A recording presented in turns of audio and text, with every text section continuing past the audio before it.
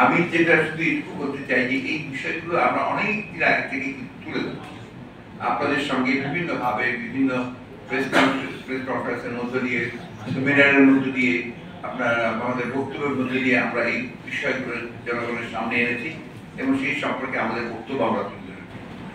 মূল জায়গাটা সমস্যাটা কোথায়? মূল জায়গাটা থেকে এই সরকার কোনো জবাব দিতে নাই জনগণের কাছে, কোনো ম্যান্ডেট নেই এবং তাদের মধ্যে আমার একটা দাম্ভিকতা সৃষ্টি হয়েছে যে আমাদের তো জনগণকে প্রয়োজন নেই, সুতরাং এখানে অর্থনীতি ধ্বংস হলো কি আপনার হলো না, আপনার জনগণের স্বাস্থ্য আপনার নিরাপদ থাকলো কি থাকলো না, ওর ক্যান্সারে মারা যাচ্ছে বাহার করার ব্যবস্থা আছে কিনা, এটা তাদের কাছে তাদের ক্ষমতা ঠিক থাকলেই, ক্ষমতা নিরঙ্কুশ রাখতে পারলেই তাদের কাজ হবে। কারণ আপনি নিজেই জানেন যে এখানে আমি যে কথা আজকে বলেছি আপনার যেখানে একটা গোত্র তৈরি করা হচ্ছে যাদেরকে সমস্ত রকম দুর্নীতি অনিয়মের মধ্য দিয়ে তাদেরকে অর্থ উপার্জনের ব্যবস্থা করা হচ্ছে, লুটের ব্যবস্থা করা হচ্ছে এবং সেটা দিয়েই তারা এই সরকারকে টিকিয়ে রাখে। এর মধ্যে তারা নিজেরাও জড়িত এবং তাদের সুবিধাভোগী লোকজন জড়িত। এখানে তো আপনার সত্যি কথা বলতে গেলে ব্যর্থ রাষ্ট্র তো হয়েই গেছে অলরেডি। ব্যর্থ রাষ্ট্র হওয়ার দরকার আমরা গোয়া থেকে ব্যর্থ রাষ্ট্র করছি যে এই সরকার পরিকল্পিতভাবে এই রাষ্ট্রকে ব্যর্থ রাষ্ট্রে পরিণত করেছে। আমরা যে সিস্টেমগুলো অর্জন করেছিলাম, আমরা যে আপনার অর্থনৈতিক ক্ষেত্রে যে অর্জনটা আমাদের হয়েছিল সেই অর্জনটা শুরু হয়েছিল কিন্তু আপনার সত্য কথা যেটা আপনারা যদি ভালো ফাইন্যান্স করে দেখেন ভিত্তিটা তৈরি করেছিলাম আমরাই। বিএনপি তার শাসন আমল করতে এক একটা রিফর্ম তৈরি করে সেই ভিত্তিটা শুরু করেছে।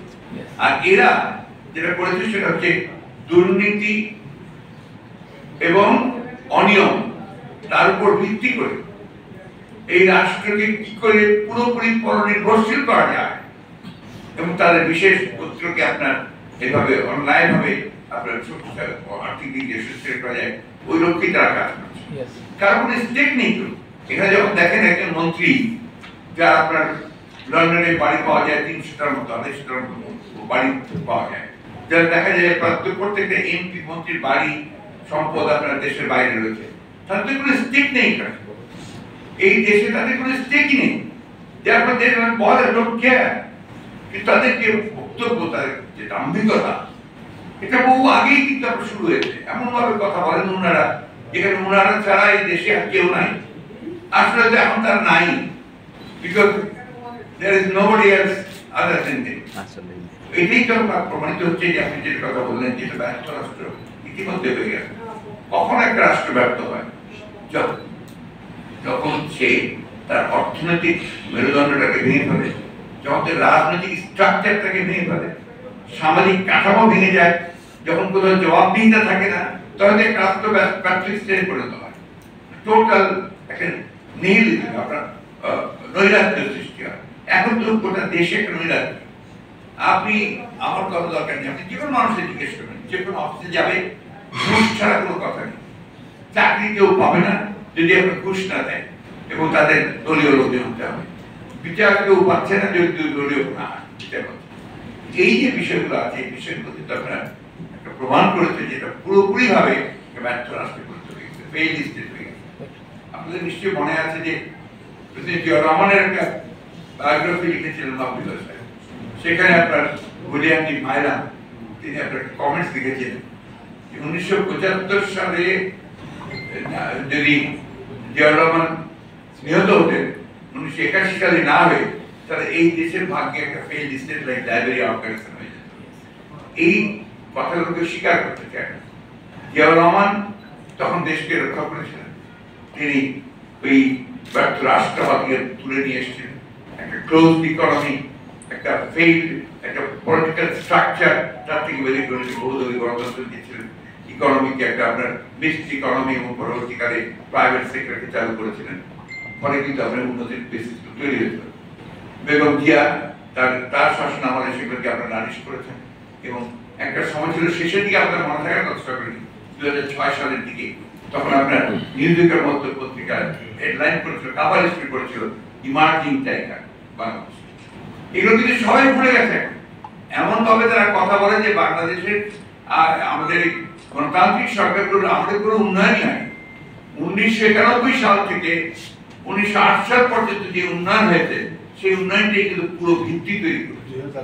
2008 পর্যন্ত সেটাই কিন্তু উন্নয়নের ভিত্তি তৈরি করেছে। আজকে যেগুলো দেখছেন এগুলো হচ্ছে লুট, মেগা লুট। এখন একজন ব্যক্তি সে আপনার সিঙ্গাপুরে গিয়ে দিয়ে হাইয়েস্ট ইনভেস্টার 4 নম্বরে আছে, তাই না? আর কয়েকজন ব্যক্তি আছে যারা আপনার পানামা লিস্টের মধ্যে পড়ে, ক্রেডিট লিস্টের মধ্যে পড়ে যায়। এত টাকা তারা বানিয়েছে। আর সাধারণ মানুষের অবস্থা তো আপনারা নিজেই ভালো করে, আমার চেয়ে ভালো জানেন। আপনারাও কম ভুক্তভোগী না। আপনাদের যে সীমিত আয়, বেতন, সের মধ্যে দিয়ে আপনারা কিভাবে সংসার চালান এটা আপনারা আমার চেয়ে ভালো জানেন, তাই না? বাস্তব এই অবস্থায় তারা দেশকে নিয়ে তাদের সাথে কথা বললে এটাই হচ্ছে সবচেয়ে বড় সমস্যা, যে তারা পুরোপুরি ভাবে অস্বীকার করে একটা ভিন্ন পথে। আপনি হেলথ সেক্টরে দেখেন, একটু তো একটা সাইড বললাম, আরেকটাতে আপনি হাসপাতালে গেছেন কখনো? সরকারি হাসপাতালগুলোতে যদি যান, আপনার বিশেষ করে ঢাকার বাইরের সরকারি হাসপাতালে যদি আপনি যান, আনবিলিভেবল, ওখানে ঢোকা যায় না। এত দুর্গন্ধ, এত নোংরা, এত আপনার মানে দালালদের অত্যাচার নেই, চিন্তা করা যায়। আর দিকে হাসপাতাল আশেপাশে সমস্ত নতুন নতুন ডায়াগনস্টিক সেন্টার, ক্লিনিক করে একটু বড় ব্যবসা, বিরাট ব্যবসা। ওখান থেকে ধরে ধরে দালালরা আসে, ধরে ধরে নিয়ে যায়। এই হচ্ছে অবস্থা। শিক্ষা খাতে দেখতেই পাচ্ছেন, আমার কিছু বলার দরকার নেই। শিক্ষা খাতের কি অবস্থা, যে তারা পরিকল্পিতভাবে প্রত্যেকটি বিশ্ববিদ্যালয়ে তাদের দলীয় লোকজনদেরকে ভাইস চ্যান্সেলর হিসেবে নিয়োগ দিচ্ছে। তার সেই যোগ্যতা থাকবে না। শিক্ষক নিচ্ছে সম্পূর্ণ দলীয় লোকজনকে শিক্ষক। তাহলে কি করে আপনি এটাকে একটা সেন্টার তৈরি করবেন? কিভাবে সম্ভব? যে কারণে কি হচ্ছে, একটা ব্রেন ড্রেন হয়ে যাচ্ছে। যারা মেধাবী, যারা এখানে আপনি নিজেদের যোগ্যতায় হয়, তারা দেশ ছেড়ে চলে যায়। এই একটা অবস্থার মধ্যে দেশ পড়েছে। এখান থেকে তো বেরিয়ে আসতেই হবে আমাদের।